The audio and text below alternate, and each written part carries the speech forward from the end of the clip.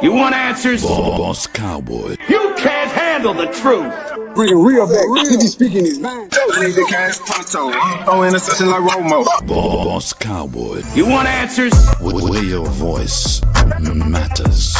Run it up, run it up. You can't handle the truth. Run it up, run it up. Remember to like and subscribe. All right. We got a special one today. Lando, kick us off. What's up, man? Yeah, we were just talking about it. I think it's cool whenever moments like this get to happen. I should say it's cool and it's rare when two people are so opposite on opposite ends of the spectrum are willing to voice those opinions, but then also double down and stand on thoughts in business in this case and just talk about it over live, right? So not only is it healthy for us to challenge our thought processes, right, when we come to these types of conclusions and these team building related circumstances that, like in this case, George Pickens, Max Crosby, and our trade debate, right? That's kind of what we're calling it. Of course, it's going to be respectful. It's going to be friendly. Boss and I have done work together in the past, but yeah, this is long overdue. But I think you guys are really going to appreciate it because people love hearing both sides of the spectrum, right? We're going to come at this thing from both sides of the fence, and then it's healthy because you guys get to hear it from two people who put a lot of work and effort into what they do, and you can formulate your own opinion, and you just kind of get to hear a passionate take from both sides, right? But then there's no loser in this thing. There's no winner. It's just like my philosophy with life in general is that you either win or you learn, right? So hopefully, I imagine, as I usually do, especially when Boss and I have gotten together in the past, usually at the open portion of practice to the public right at the Star in Frisco just before the start of each season. That's happened each of the last two cycles now, and we've kind of got to do some work together, which has been awesome. But hearing from people who are in the same line of business that think about things in a completely different way, it's good for me. I know for a fact I'm going to learn something from it. If not about what Boss does, I'll learn about how to make my process better. And then the same thing is probably true for him. He alluded to those things as well yesterday on Twitter, but then also too for the fans, which is ultimately what this is about. For anybody, Boss, your platform is much bigger than mine. I'm still a spring chicken in this regard, but anybody who is unfamiliar with me, I'll just go ahead and introduce myself. I'm Lando from the Lando Show, and my platform, my purpose here is to creatively convey the sports below the surface truth for the true fan, and then ultimately just be a vessel for the gospel in the same time. I know that's what I was put on this earth to do, and so that's why I'm here. And so, man, I think you gave me permission behind the scenes, Boss. If that's all right with you, I'll go ahead and run it. The clip that's going to sort of tease an intro, get everybody on the same page, set the table for the ultimate discussion. There's some breaking news that Boss is excited to share. We will discuss and unpack. I'm really excited. Y'all will be so happy, Kevin. That'll be a good palate cleanser for everybody, just kind of get him into the flow state, get me into the flow state, and then we'll kind of come at this picking stuff alongside Max Crosby from both sides. But without further ado, man, let me just go ahead and run this soundbite here. This is what kicked off the momentum for what you guys are seeing now in real time. And I hope my microphone is okay for this. You let me know if it's not. It should be. Yes, live. Right.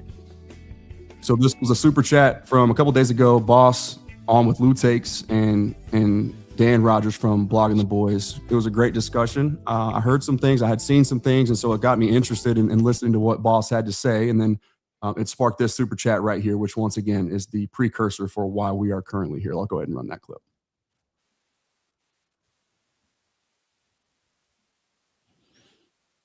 Go ahead and play it. I'll play it. I think I can. Before pressing the screen, remove the media streams from the stage. Okay, hold on. Does it need your permission for it first? Try it again. Okay. How about right now? He said the positional market value usually evolves slower than the game itself. The money tells an incomplete story. What do you say about that? No. I'll take that one. No. Because it's too long.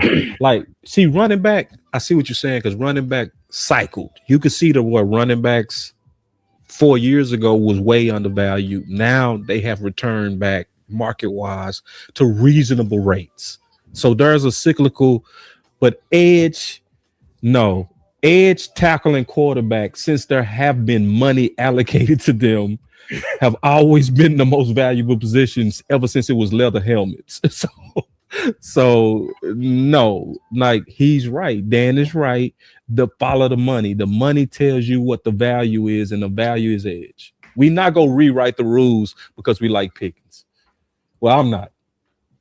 Boom. All right, so we'll just let that marinate, and I'm gonna let Boss run with the news that he was really excited to share behind the scenes as well. It just came down from Todd Archer, so go ahead and take it away. Boss. Yeah, we got Todd Archer, and we also have the thumbnail. So the thumbnail is dealing with what just happened in the market. So I want to make sure that everybody is very aware, because this changes a lot.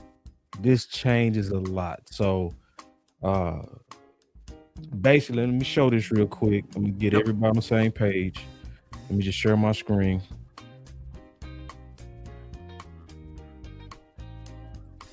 Here we go. All right. So basically, I did a show yesterday, right? And I was basically explaining that the average per year for George Pickens is going to be 40.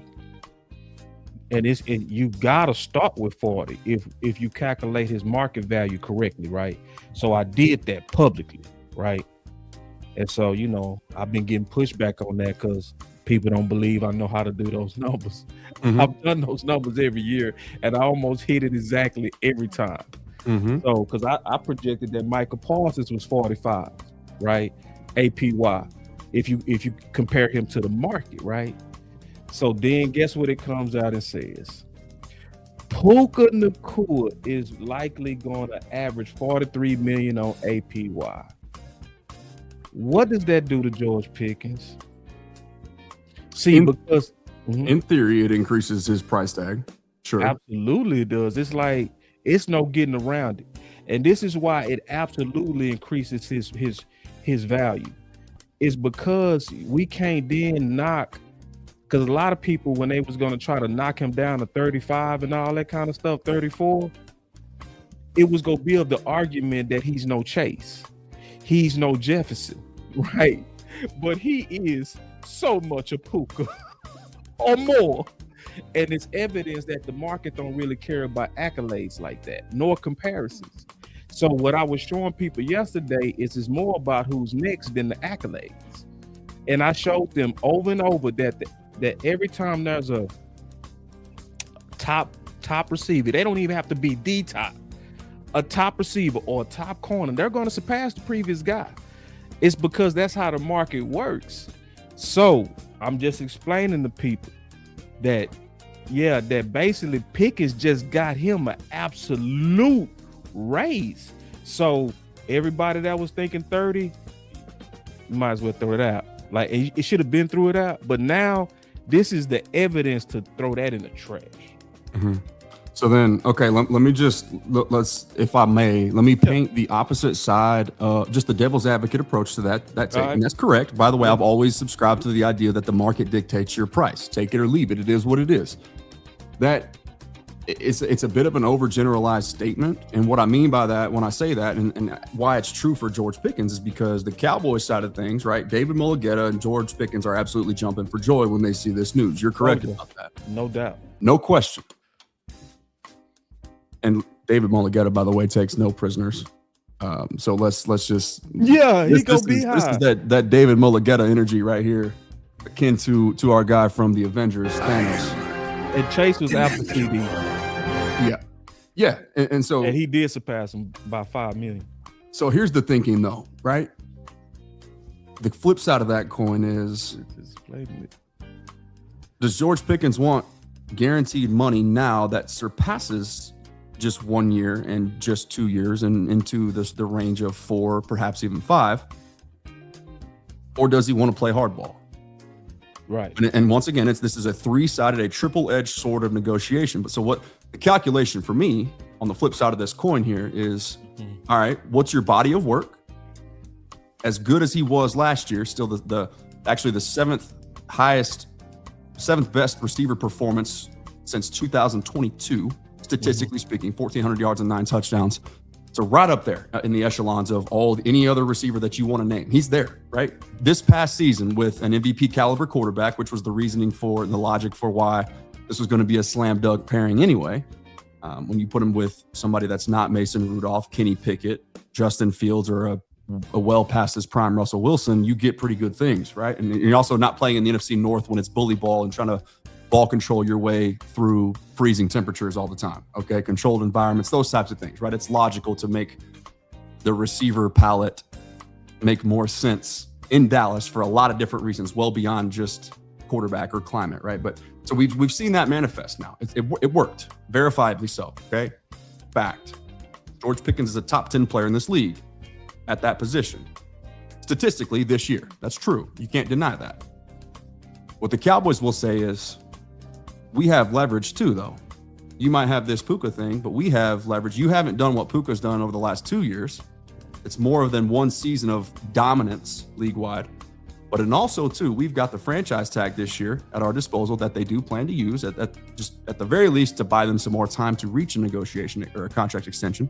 So that franchise tag value would be $28 million fully guaranteed. And then they could, of course, do it again, which is 120% of this year's franchise tag value at $28 million, which would be about $34 million next year. So you add those two numbers together, 34 plus 28 and divide it by 2, and you get $31 million. That's where that number came from. That's why we saw, I think it was Pickens camp or whatever that was that you referred to a minute ago, who leaked that report, that's where the number starts. That's where the negotiation starts. And that's true. It should start there because that's what the franchise tag value says that George Pickens is worth over the next 2 years. So the Cowboys would say, all right, George, you can make an average of $31 million over the next 2 years, or you can agree to go ahead and just double those relative guarantees and 2x that into the 4 and 5 year stretch as opposed to the 1 and the 2 year stretch. Right. So that is where the discussion is. That's where the jousting and the jockeying is going to be, because yes, there's leverage on both sides, right? And of course, waiting it out has always made sense because Puka Nacua is not the only guy that's going to need a contract extension at the top of the market, right? And you can see it right here, what's seemingly inevitable. But my thing is, and we'll touch on this more, I'll stop after this, but this is kind of the sole purpose for being here is I don't care what the money is. And in my personal opinion, boss, if you feel free to disagree, and maybe you will, but the viewer shouldn't either. The Cowboys fans shouldn't either, because what we know now, what we've been unpacking on my channel for many months, and actually I think into 2+ years now on the Lando Show's YouTube channel, is unpacking the truth about the salary cap and how cap hell is a relative myth, and how the cap, yes, it's a thing and it exists, but it's more of an accounting principle than any sort of hard financial team building restriction, right? Because you can always make the money work and manipulate it, and that it's in itself can't be disputed, but it's in its simplest form, the money is always going to work because void years, and on top of, in conjunction with the ever ballooning value of the NFL dollar, meaning the salary cap is ever increasing. It's only gone down 1 year, and that was, of course, 2020. That was when the Cowboys, think about it, guys. Listen, 2020 happens, they penny pinch.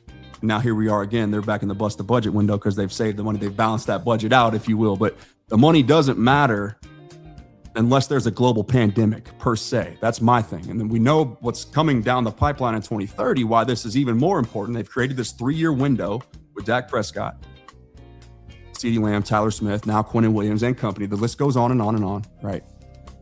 2030, when that new TV deal gets negotiated, that new TV money comes in, when we got these major corporations, these major production-based businesses like Amazon, YouTube even, Fox, CBS, whoever, you name it, ESPN, Disney, they're all going to be negotiating against each other. Business has been booming so well since 2020 in the NFL. They're entering the negotiation table well before that contract actually even expires. It doesn't expire for another few years, but they're going to begin the negotiations towards that and start reworking those things. So come 2030, this money matters even less than it does right now having this conversation sitting here, because there's a projected 20, anywhere between 20 to 30%. So we'll just split the difference right in the middle, 25% salary cap jump come 2031. So people say, oh, well, you sign Pickens, then you can't do anything else. Not true, because you keep kicking that can down the road. You let the ever evolving and ever increasing salary cap take care of those credit card swipes and deferrals that happen into the future. When you kick the can down the road, you let the ever ballooning salary cap take care of it. And that's still a projection at this point, but teams like the Eagles are betting into it and buying into it. And that's what the Cowboys are preparing to do as well. Yeah, and I don't believe at all that the cap is a myth. I did a show with That's a cap, just to be clear, cap hell is a myth. Not the cap is real. Okay, You can manipulate it to your advantage if you is not a have myth. pieces in place You to can really, manipulate it, really but go it for does limit you. So, like for instance, you know, a lot of people like to bring up the Saints, right? So I had Michael Gelkin on the show, and when Michael Gelkin and I was talking, he did so what most people do is they do kind of like the yearly annual switch gymnastics. I call it monopoly money. restructures, right? Yeah, they go to above the cap and start, extending people, and it'll free up some money. They'll restructure people to free up some money.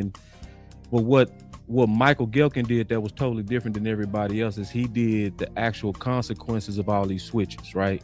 Mm-hmm. And he was looking forward to what was getting ready to happen with these switches. And there was certain switches that was pulled, like the Zach Martin switch, because the Zach Martin basically skipped the line and put a lot of dead cap on our books, which is still on our books right now for $16 million. So when you have an average of $25 million of a increase in cap per year, which is what it's been doing since the new CBA, you can have one switch that can eat up even half of that growth. So one of the biggest things that's super important that me and Michael discussed is that there's a trend of no teams at that time, which was 2 years ago when we had this discussion, that had 3 players over 30 million on APYs per year. And it's a reason for that. The reason why they don't do that, because your bigger contracts also have a bigger balloon at the end, because most people kind of have cap ease at the beginning of their contracts. Like for instance, if you look at Michael right now, because he was extended, Michael last year only had a $9 million cap. I'm glad you brought that up. I was going to bring that same point up. That actually plays but it into, balloons, yeah. But it balloons exponentially. And when does. you put too many of those guys on your books, it makes it to where it's actually unsustainable. So there are windows. Unless a 25%, we're not talking 20 million like this year, the jump year over year. Salary cap was 279 last year, projected to 301 to 305. Let's call it a $22 million jump. We're talking 25%. Which no. In this case, it's going to be your $80 million jump. I get your forecast in 2020 or 2030, right? Okay. It's still a little bit of a gamble. It is, absolutely. Because it's one of those things that where we don't want to count those eggs until they actually hatch, because we don't anticipate it, but it could be another pandemic, right? And if you have a pandemic and you planned on nothing but growth, and you made all these decisions on nothing but growth, and then you don't get the growth because something crazy happened, now all of a sudden you got to tear your whole team down because you was over aggressive on your switches for a short period. So it's like this is a risk averse conversation where we discuss, and there's some people willing to take on excess risk that others are not. And when I see other teams, like for instance, at this point, it's only 2 teams with 3 players with an average of APY of 30 million or higher. Detroit, and then it's also San Fran, and they likely getting ready to lose one with IU. So this is the point. There's no trend of a whole lot of max contracts in the league, because you're not seeing that with Philly. We're not seeing that with the Rams. We're not seeing that with all the teams that we like to bring up as examples of being able to get around the cap. To me, what I see these guys and teams doing, they're being way more responsible with their cap management than we are, which then allow them to have more players. But with the way that we kind of handle our business, like for instance, playing with this Puka Nacua thing. If you keep playing with this thing, right, and now we talking about tagging, and we pretty sure we're going to tag Pickens and bullshitting him, right? We keep doing that. Now all of a sudden, this man is going to get in front of you, and it's going to harden the resolve of Pickens. It's going to harden his resolve. Because see, some of this, in my opinion, Lando, and I know I'm being long-winded, I'm going to shut up. No, this is, you're perfect, man. Keep going. This is your show every bit as much as it's mine. Yeah. So I appreciate that. So some of this to me becomes personal after a while. Like for instance, Dak, in my opinion, had a much easier road in his first dispute before Wentz and Goff was paid. Now, the moment they was paid, it changed him. He like, no, everything that they have, you got to surpass it, period. I was drafted with those guys. I never got the accolades that I've deserved over those guys. I'm going to get mine now, right? And it becomes personal. That's why Dak said the first contract was personal. The second one wasn't. He was trying to surpass guys. So if you let a guy like Puka Nacua get in front of you, Dallas, that's not going to be good cap management. And it's going to continue to balloon Pickens. It's going to balloon him. So, or it could also make him, like I just said, just harden him. And where he would have been willing to work with Dallas, but if he look around and he see other teams taking care of their receivers, he gonna want his.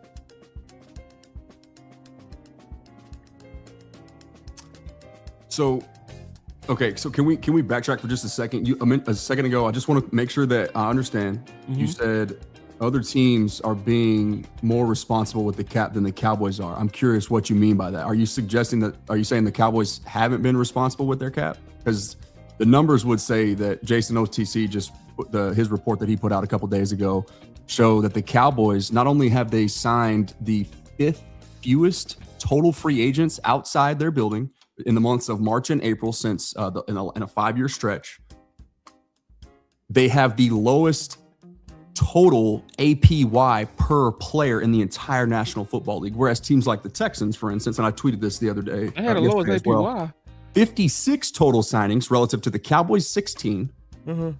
They signed I don't know what the math is. Somebody could correct me in the comments, but 3.5 times as many guys for more of the average annual price. Now, I'm not saying what the Texans method is correct. I'm just suggesting that that data right there from Jason at overthecap.com discredits anyone who suggests that the Cowboys have been anything but responsible, too responsible, right? My problem is, we're talking about risk and things like that and into the future. Talking about risk, lacking that risk, being conservative and comfortable, because you can't be fired in the front office because it's the team, it's the team-owned business. Yeah. That's what got us here in the first place. But wait, that's what 30 years of did you say front office is? Lando, you just said front office responsible. Say it again. You just said front office is responsible. No. I said because a minute ago you said that the front office wasn't being responsible with their cap. Yeah. Okay. So I said my point just now was that they've been the opposite of they've been too comfortable, too complacent. Okay. So let me explain. Let me go a little deep into the weeds. Okay. So this is where they're irresponsible. When you look at the way that Detroit manages their cap. And I know you go do this because you kind of like me. We trust, but we verify. We got Ronald Reagan spirit, right? So if you go look at Detroit main players, like if you go look at Panay, if you go look at the quarterback, if you go look at the receivers, every one of them signed in April. Every one of them. Why? Because it presents the Pukas. If you go look at Dallas, most of their big contracts can sign when. But we're talking about historically. I'm talking about what they've been planning to do for this year. And we're not even. No. So that's why I was talking about responsible, because the overall case that we was talking about was other teams managing of the resources as better than us. So like if you getting your guys done earlier, which is now not allowing other guys to jump you, then that allows you to kind of lock in your guy instead of running this price up. So when you continue, like they just did with Javonte Williams, though, is that correct? Would you agree? Well, Javonte Williams is not a high ticket guy. He's not, but he's but see, some of these guys are running to the table. The 13th highest paid running back now. And that's a team friendly deal, but that's not. He's not somebody that's going to be scary to your books. So the whole time we talk about it's incredibly team friendly. I'm with you. Right. So and we started with this, that it's only so many per team of 30+ million APYs on the team. Okay. Right. Yep. So that's why it got to go back to being responsible with your big guys, because that's what takes up a majority of your cap. You'll have sometimes 4 people that'll take up 50% of the cap. See what I'm saying? So you got to get a deal done in a way to where you actually don't blow your own team up by being also irresponsible in the way that you're doing business.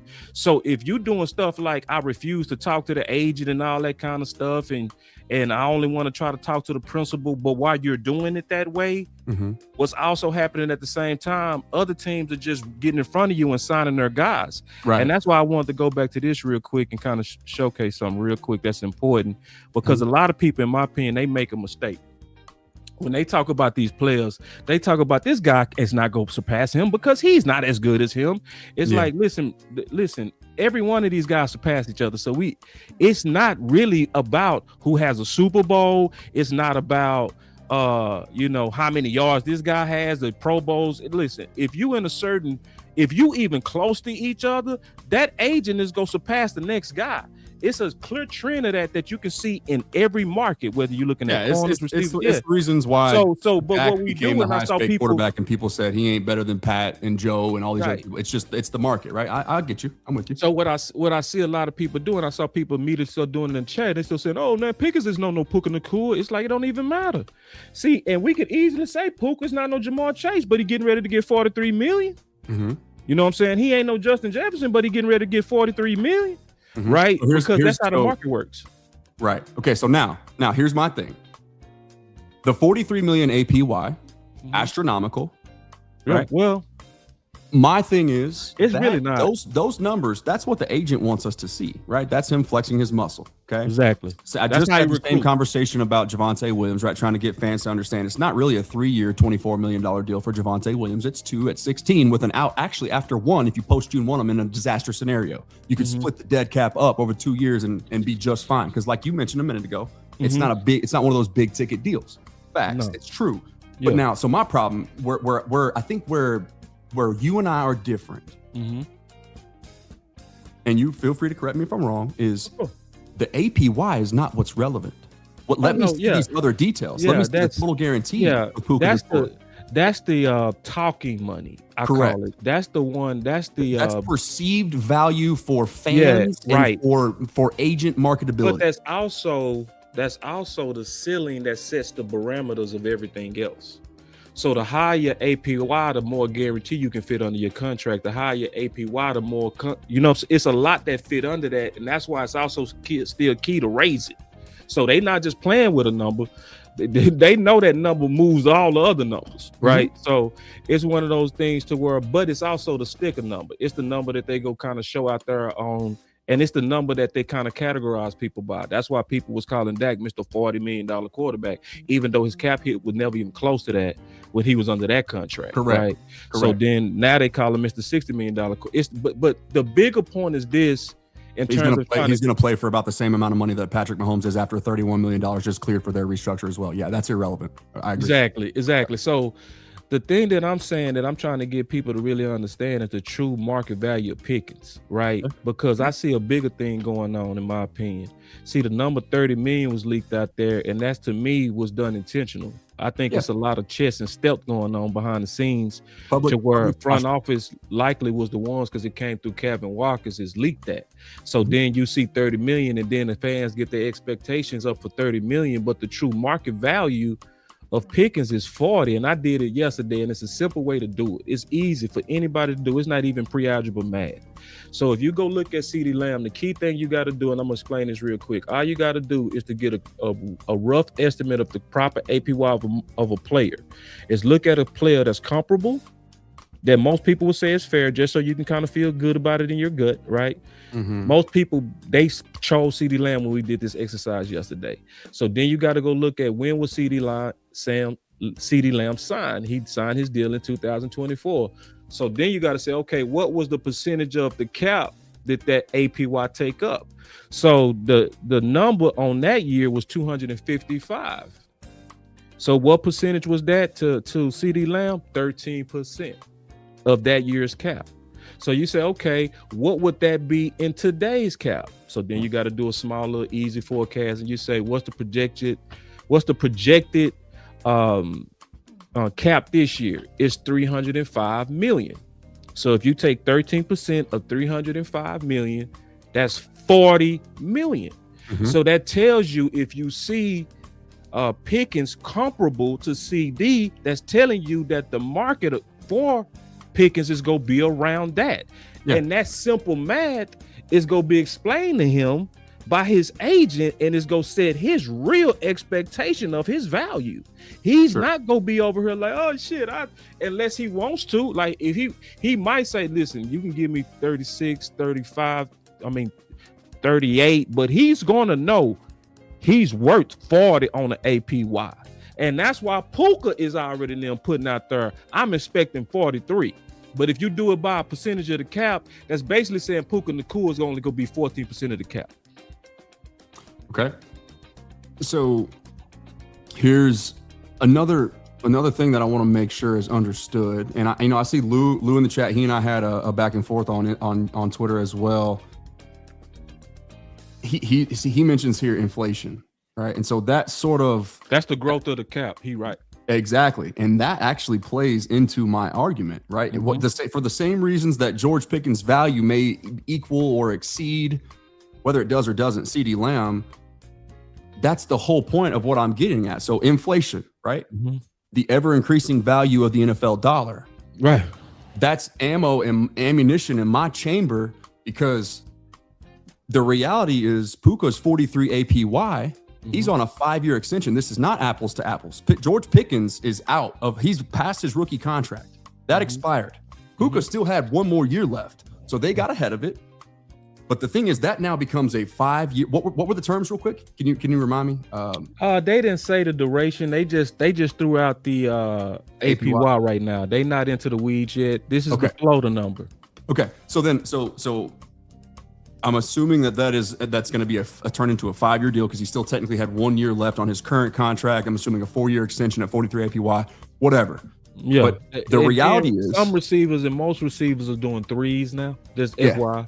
Yeah. And more teams will. It's not coincidental, by the way, that Javonte signed a 3-year deal, because once again, that puts him in that 2029 window when all these other contracts are kind of lining up just before the new TV money comes in. It's all connected. But my point, 43 APY for Puka, guess what? Because he's now on a 5-year contract, maneuverability as a result of the inflation with voided years, when you kick the can down the road, inflation allows you to not worry about this stuff. Guess what, guys? Puka Nacua is going to cost less in years 1 and 2 than George Pickens would on the franchise tag in years 1 and 2, hypothetically. Yeah, he will.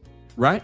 So that's my thing is, listen, people think, and I keep hearing this everywhere, George Pickens, you sign him to an extension, you can't get Max Crosby. Or George Pickens, you sign him to an extension, you can't keep Kenny Clark, or you can't go be aggressive in free agency, or all this other stuff. No, George Pickens is cheaper years 1 and 2 on an extension than he is if he is playing on the tag.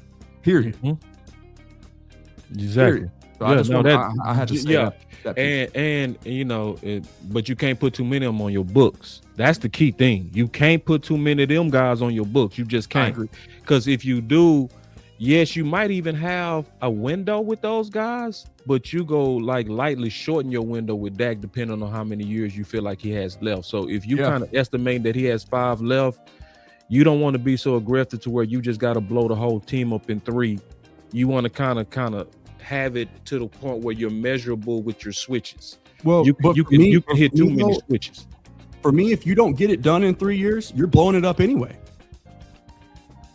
I ain't gonna just say that because I don't want, because we've seen quarterbacks that play at that point, or is he entering his age 35 season maybe? So Dak's out of money at that point. He's 35. CeeDee is also out of money. He's 30. It just depends on how you're playing at that time, to be honest with you. Right, but that's the whole point. If his arm fall off, he's gone.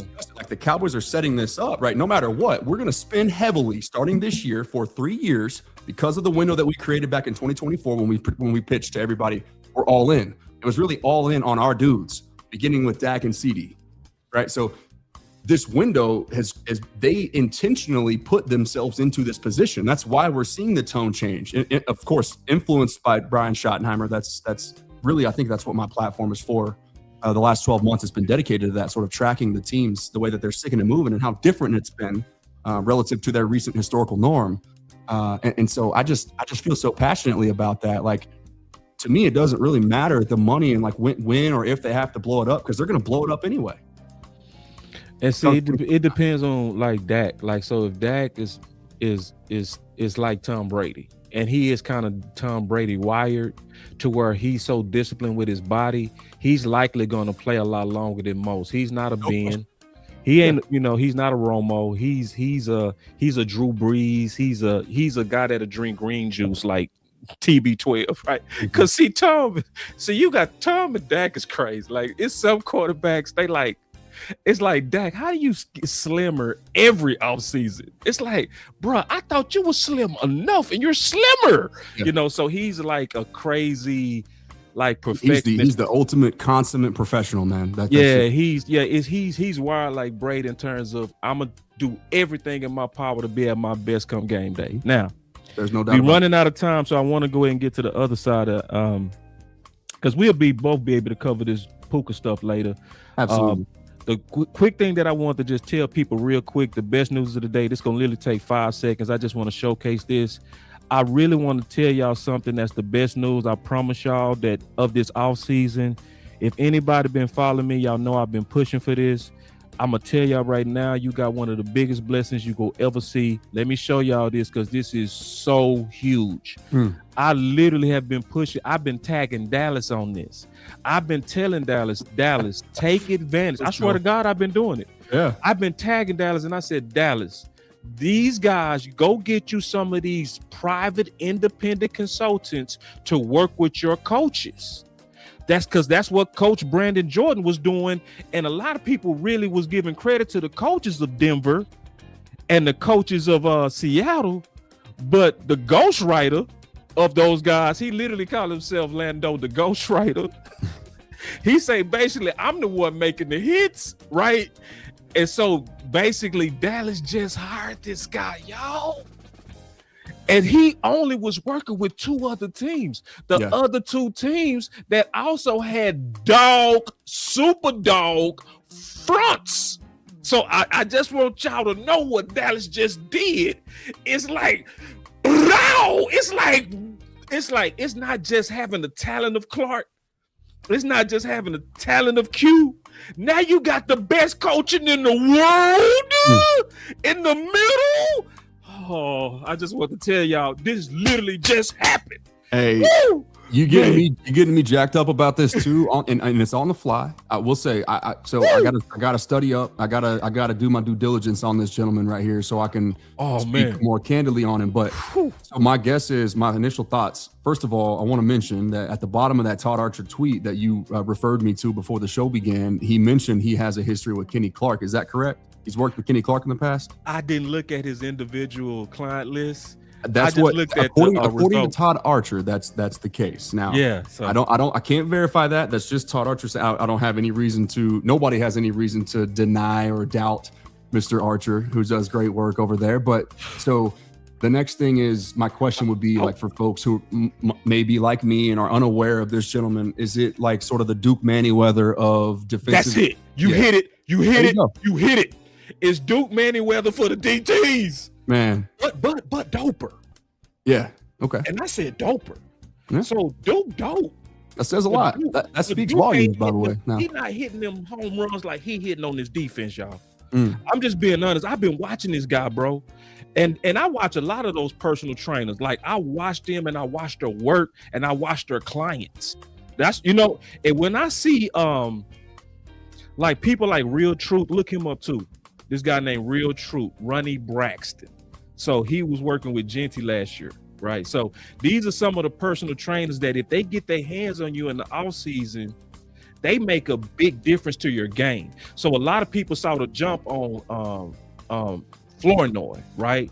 So, but that Flournoy jump didn't just happen from just desire. What happened is him and Spanford was working with another trainer, independent trainer named Real Truth, right? And so you saw that jump in their game because you saw the dedication to the right independent coach in the off season. And I've been saying this to Dallas. I've been tagging them. See, and I want to tell people think I'm crazy. People think y'all crazy when you go out and you be bold and you literally tag people that you want to actually talk to. Tag Dallas, tag these media people, tag people that you feel like need to hear your message, because guess what? Somebody might hear it. That's the point of all this, is that, am I taking credit for this? No. But I'm just saying is that at least people know on record that they've been seeing me push for this. And maybe my voice did get through. I ain't gonna say I didn't, but I know this. I see Dallas doing the right thing, and this is something that if this don't excite us to all be more active in social media, to be more organized like Lando and myself and people that's willing to start podcasts, span their voices and network and meet people to push their ideas and kind of link up like this to even debate if we have to get the best ideas out here. Heck yeah. This is what it's about, y'all. And that was the best news of the day. That's why I told you I was going to tell y'all about Christmas. That's the Christmas. And it's Christmas, February 24th. Like, trust me, this is going to have a real early this year difference on your defense. Exponential. He's on the staff now, y'all. Yeah, that's crazy. I can't wait to that'll be my project for tonight. I've got some more things that I've kind of been building towards unpacking, and two of them are what the contract extensions for the likes of not just Quentin Williams, but also Kenny Clark would look like. And now that we have this added information, this insight connection to this gentleman right here. Remind me of his name one more time. Coach Jordan, what's his first name? Brandon Jordan. He calls himself the Ghost Watch. Okay. Yeah. So Coach Jordan, the Ghost Writer. Ghost Rider. And that's kind of like, and see, that's kind of slick, you know, because you know what a ghostwriter is, somebody that actually writes the hits, but the rapper has the voice to actually do the hits, right? But the person that actually makes the hit is the person who wrote it, right? So yeah, you're educating me on the fly right here with this, but I'm all ears. I'm listening. So that's a rap thing. So in the rap, that's what a ghostwriter is. So they writing the hits, but then you'll have a guy with a great voice that'll rap it, right? And they kind of blend themselves. Now the person who get the credit is the rapper, but that's what he basically said. I do all the work, they get the credit. Hey man, I will say this. Everybody that, well, let me just say it simply. Sports media has evolved. Yeah, it has. And our voice, our pull, our influence. Yeah. It's crazy. Immeasurable. And ever growing year over year. Every single show that you hit record on, every single collaboration that you and I do, right? Our power grows. New media, I think, is the term that people are running with these days. I'm cool with that. I don't know what that insinuates. I mean, hey, I'm running my race. I'm doing my thing. Like I said, I told you behind the scenes, man. Like, I got 3 kids, 3 and under. My free time is not free, to say the least. And so every single second I spend away from them, I better be anything I have to say. It matters, right? Because I could be out there with them playing around. You know, we could be riding bikes or, you know, painting my daughter's the play school pink and purple house with chalk and water that I'm looking at right here. You know, I could be doing dad stuff, but this is my passion, and this is what I do when I'm not dad to three beautiful babies. Then I'm trying to create and creatively convey the sports below the surface truth for the fans, like however many are in here right now. I don't know that answer. I don't know the number, but I know it's a lot. I know a lot more people are going to watch it after we get off. Everybody's on their post-work commute back home right now. Yeah. Hopefully driving safely and enjoying their time. But man, this is it matters a lot. And you're like, just to your point, man, your voice matters. It's a big deal, and so that's why we do this. That's why be bold with it too. That's my whole point. It's like, be bold with it. Like, I see my boy DA Lee, he's crazy. Like, you know, and Angie and different people, to where you'll just think, oh, they just in the chat. But if you watch them work on X, if you watch them and you see the responses, you see players responding to them, and and just as they're just having conversations that they don't think people are watching, right? So it's one of those. And a post I made 4 years ago, and this is off topic, but a post I made 4 years ago about Dak. It's pinned actually still to this day at the top of my Twitter. Was retweeted by Tad, his brother, and he and I still have a routine back and forth conversation to this day because of one post that I made 4 or 5 years ago. When I think it was actually maybe 2019. Right, and you wasn't even heavy in the content yet. No, I was still playing baseball. I was still playing pro ball in Cleveland at the time. I think was when that. Yeah, so it wasn't a career for me. It was a hobby at that point. It's just greatly connected to social media. So the more aggressive we are about stuff we believe in, this is not a time to where people don't hear you. We're all in the room together now. Basically. Absolutely, man. No doubt. Rising tide raises all boats too. I'm not naive to that fact. So. no question. We got 10 minutes. We got 10. Do 10 minutes. You still want to box, or we want to reschedule? No, let's just hit it quickly. I mean, I've kind of stated my sense, so I'm gonna let you. I'm really curious about where you're at, like with the trading Max Crosby stuff. I know you suggested like like we teased at the beginning, you didn't want to rewrite the rules just because we like Pickens, and that's not obviously what I was trying to do. They're two premium positions at the end of the day. My stance was that I'm not willing to sacrifice a 24-year-old All-Pro who could become, who knows how good he could be. He's still scratching the surface merely. Or when I know and subscribe to the sentiment that we can have both. That's what the thumbnail says. For those of people on my side who clicked on this view, and thank you for this channel. Thank you for doing that, by the way. But I don't want to pick one or the other. Like if it comes down to one or the other, then I'm going to stick with the guy that I've already got. I'm not looking for excuses to get rid of my best players. Like I'm being selfish right now because of this window that I know that they're operating in and the money that they're about to spend as a result of it. If it's not Max Crosby, go get me Trey Hendrickson. If it's not Trey Hendrickson, go get me Boye Mafe. If it's not Boye Mafe, go get me Odafe Owe. If it's not Odafe Owe, go get me Khalil Mack. If it's not Khalil Mack, go get me Jordan Phillips. Or excuse me, Jalen Phillips. I don't care. My thing is, I'm not trading George Pickens just because of the outdated, and I'm not saying this is you, I'm saying the outdated conventional wisdom of what the salary cap is, what Cap Boy conditioned Cowboys to think about with the cap, and this micro understanding of pie, right? And thinking that there is so much to go around that you can't kick the can down the road, that you can't, like we're not projecting and forecasting what's about to come when this new TV money rolls in the future. And I understand that's still 4 or 5 years away, but that's what this is all about, right? When you add void years on top of a 4-year window or of a 3-year contract extension, that's where we are. You're having deferred money into this period in which we're discussing 25% annual increase of the salary cap year over year. So that's just my whole, I think that's where we disagree or where we slightly differ. And I didn't disagree with you, by the way, that I want Max Crosby on this team. I just don't want it at the expense of George Pickens, if that makes sense. So when I say I'm not rewriting the rules, and I've been just kind of summing it up like that,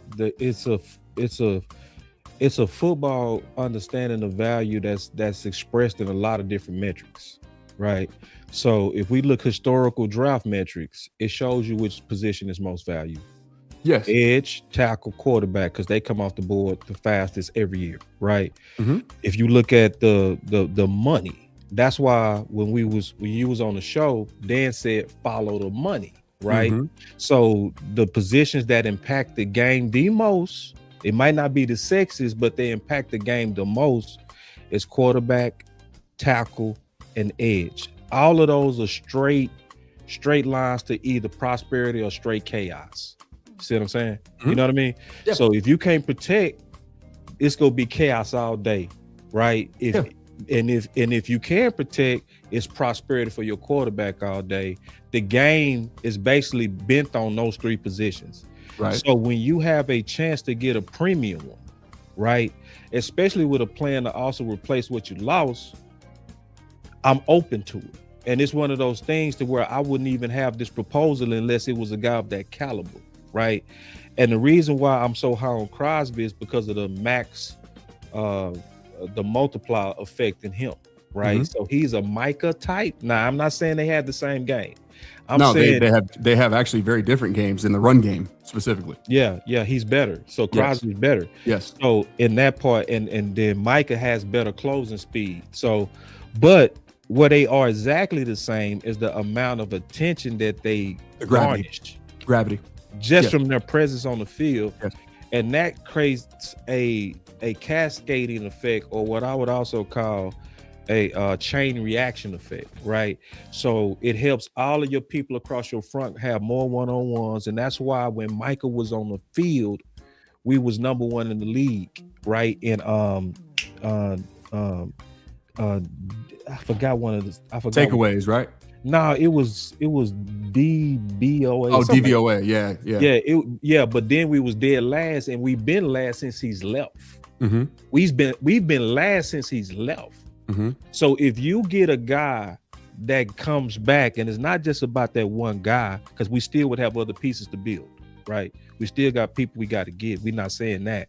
Mhm. But what I'm saying is you get one guy that does a multiplying and a effect to your defense with a good plan to also help your offense, because my plan was the Dan G plan. You know what I'm talking about? The Dan Graziano. Did you see that plan? I'm unfamiliar. No, sir.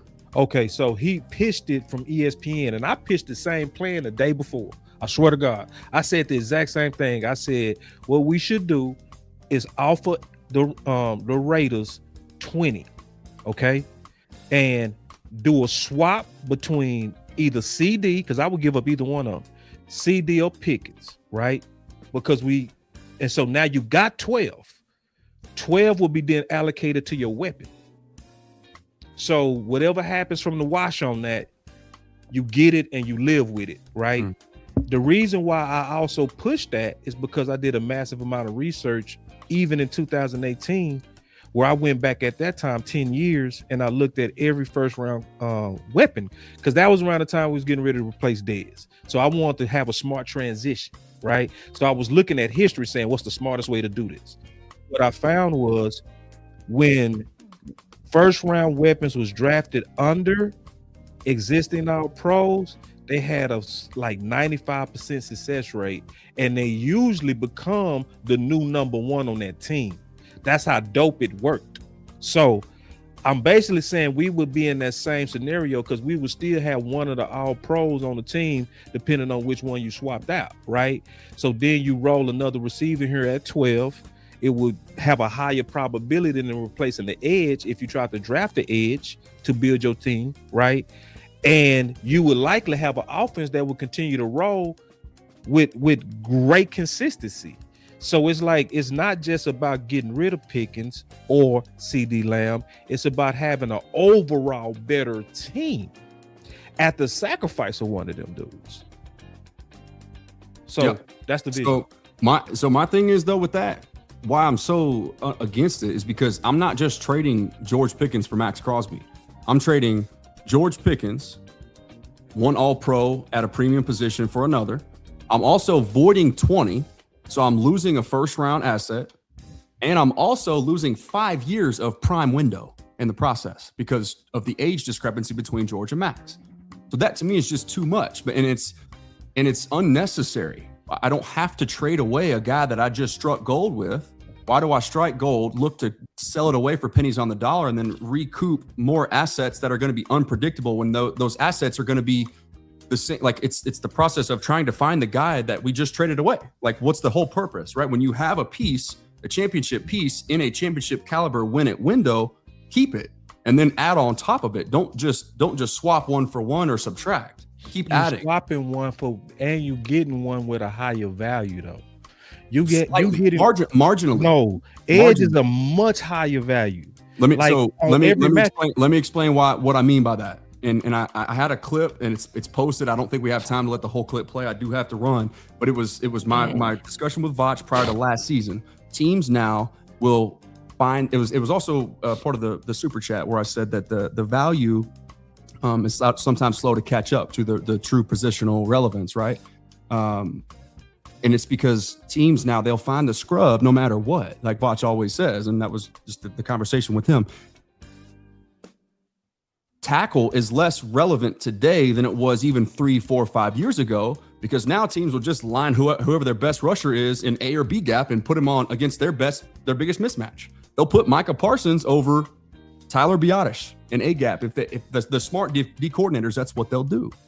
And so I'm just like, positional value, I'm not making a decision based on what the market suggests, because the market isn't always totally accurate or indicative of what is winning now. And there's my thing now, the modern theme under this whole discussion is that, man, the teams that have the luxury of having pieces and the game breaking assets on one side of the ball, talking about gravity of Max Crosby, think about the gravity of what Christian Parker walked into that meeting room and told Jerry, Stevens, Shoddy and company.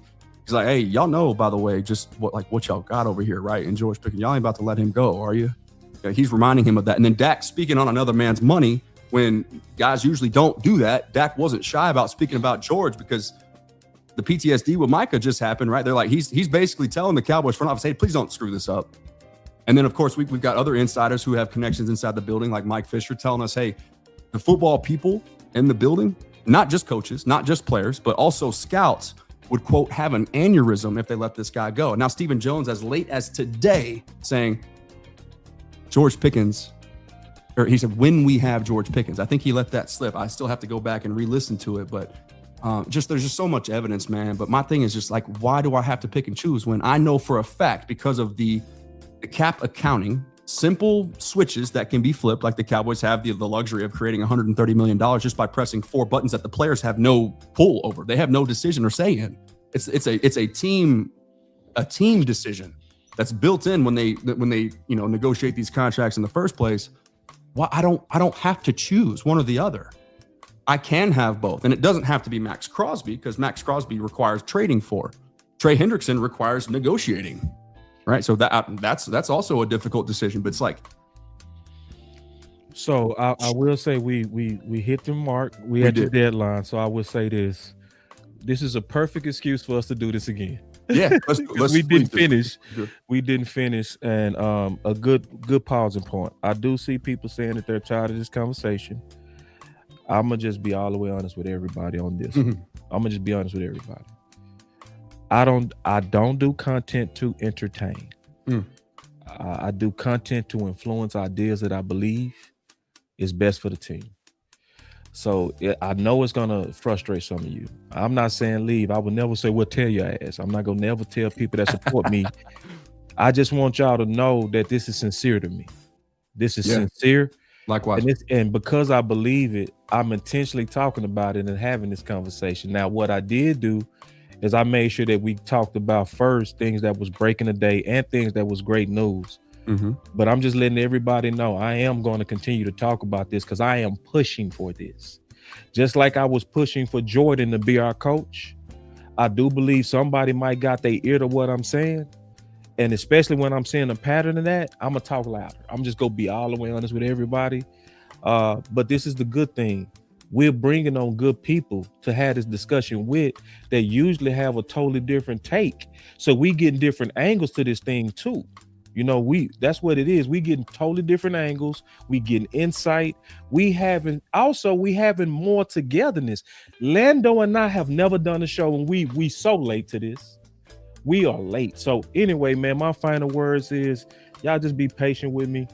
Y'all be patient with Lando.